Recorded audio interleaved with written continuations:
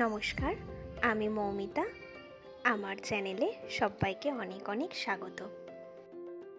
এটা আমার চ্যানেলের প্রথম মিনি ব্লগ।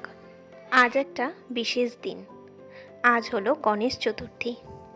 তাই ভাবলাম তোমাদের সঙ্গে বন্ধুত্ব সূচনা আজকের দিন দিয়ে শুরু করা যাক।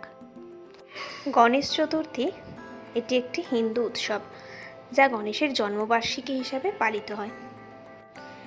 এই দিনে গণেশের আরাধনা করলে জীবনে জ্ঞান, বুদ্ধি, সম্পদ, সৌভাগ্য আসে বলে বিশ্বাস করা হয়।